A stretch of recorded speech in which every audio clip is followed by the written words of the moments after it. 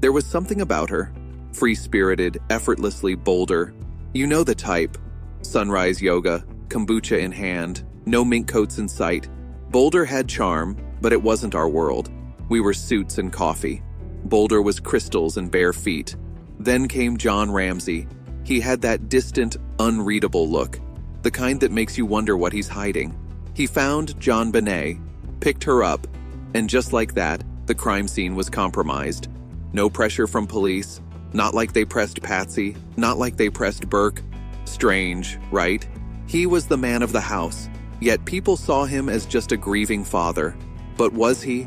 Or did he know more than anyone guessed? So, who was John Ramsey? Let's rewind. Born in Lincoln, Nebraska. Not just rich, smart. Michigan State, electrical engineering in '66, MBA in '71. Started in the Navy, served in the Philippines, stayed in reserves, licensed pilot, owned 2 private planes, came from a military family. Dad flew in World War II. Mom, Mary Jane.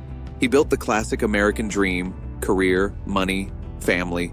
But perfect images hide real questions. Was he unlucky or involved? His personal life? Complicated. Married Lucinda Posh in 1966. 3 kids, Elizabeth, Melinda, John Andrew. Divorced in 1978. Married Patsy in 1980. She was a former beauty queen. They had Burke and JonBenét, born in 1990. JonBenét, bright, bubbly, soon a pageant star. And John? Very much a hands-on dad. By 1996, they lived in Boulder. Big house, big life. John founded Access Graphics, a tech company. By '96, it was pulling in over $1 billion. He was named Entrepreneur of the Year. That year alone, he was worth $6.4 million. Got a $118,000 bonus just before Christmas. But he wasn't just about money. Around the holidays, they showed up. Church events, community outings, picture-perfect family on display. Still, the perfect image didn't tell the full story. John was present, especially for JonBenét's pageants. Patsy ran the show, but John was always there. Clapping, filming, front row proud, even at a mall event right before Christmas. This wasn't for show. He supported his daughter. CEO or not, he was still just a dad. And in Boulder, he had powerful connections. John and Patsy were social staples in Boulder, often seen with families like the Steins and Whites. On December 23, 1996, just 2 days before everything unraveled, they attended a Christmas party at Fleet and Priscilla White's home. But before that, they hosted their own holiday gathering. From 5 to 8 p.m., their house buzzed with 30 to 40 guests, friends, family, kids in sweaters. Santa even made an appearance, played by Bill McReynolds. The evening was festive and warm. At one point, Patsy gave JonBenét a gold bracelet engraved with her name and the date, December 25th, 1996. A gift that, in hindsight, feels hauntingly symbolic. Meanwhile, John was organizing a post-Christmas trip. They owned a vacation home in Charlevoix, Michigan, and planned to fly there after the holiday to visit John's older kids. As a licensed pilot, John had arranged to fly them himself. Between the parties, family, and travel prep, life seemed full, almost idyllic. But as we now know, that image was about to break. On Christmas Day, 1996, the Ramseys appeared to enjoy a normal holiday. JonBenét wore a black and white outfit, likely showing off her new bracelet. Friends came by, R.A. Brown, Priscilla White's parents, Cliff Gaston. John hosted, mingled.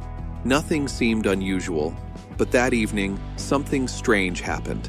At 6:48 p.m., a 911 call came from the house, then abruptly disconnected. When police called back, no one answered. An officer was sent to check. A family friend, Susan Stein, brushed it off. Maybe someone tried calling in a prescription. Nothing urgent, no report filed. Just another Christmas night.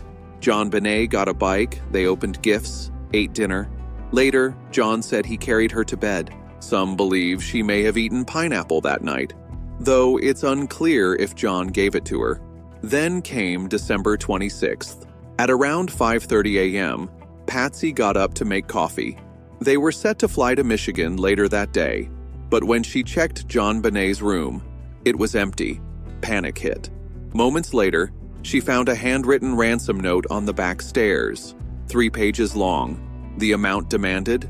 $118,000, exactly John's recent Christmas bonus. Patsy woke, found JonBenét missing, and called 911 at 5:52 a.m. The call raised suspicions. Patsy said, "We have a kidnapping," instead of "My daughter is gone." Focused more on the ransom note than JonBenét, used odd phrasing, and never mentioned the note's warning not to contact police. Voices in the background suggested others were awake, despite claims Burke was asleep. When police arrived, John seemed calm and cooperative. He handed over the ransom note and called friends for support, who entered before the scene was secured, possibly contaminating evidence. No thorough basement search happened until 1 p.m., when John and a friend found JonBenét's body, duct-taped, garroted, covered with a blanket. John brought her upstairs, unknowingly ruining key evidence. The detective said his behavior felt chilling. The ransom note was unusually long and written inside the house, with a maternal tone. Patsy was suspected but not confirmed as the author. John and Burke were cleared. No kidnapper follow-up suggested the note might be staged. JonBenét was strangled with a garrote made from Patsy's paintbrush, had a fractured skull, and showed signs of sexual trauma. Her body was carefully arranged, an unusual sign of guilt or familiarity. Pineapple in her stomach contradicted parents' claims she hadn't eaten. Burke's fingerprints were on the bowl, raising questions about who was awake. Unidentified male DNA found on her body and clothes didn't match the family or FBI records, leading to their public clearance in 2008, though some doubted contamination claims. In 2024, John sought genealogical testing. John went straight to a hidden basement room where she was found. Too direct, raising suspicion.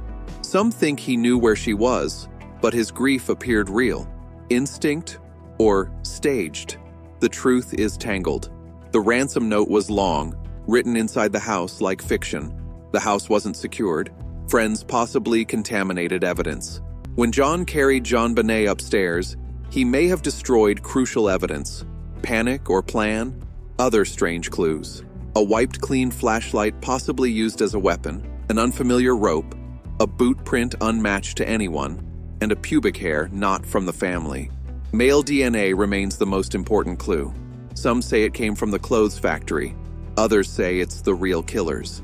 In 2024, John pushed for genealogical DNA testing. But questions remain. A broken basement window, intruder or red herring, unusual marks, stun gun wounds, the 911 call, faint voices, maybe Burke's, despite claims he was asleep. Glitch or hidden truth? At the center is John Ramsey, his grief and actions. He found and moved the body, but no evidence links him to the crime. This case haunts because every clue points both ways. Everyone seems innocent and suspicious. Years later, JonBenét's story still echoes, with the truth just out of reach. Please subscribe to our channel for more videos, and don't forget to press the bell icon.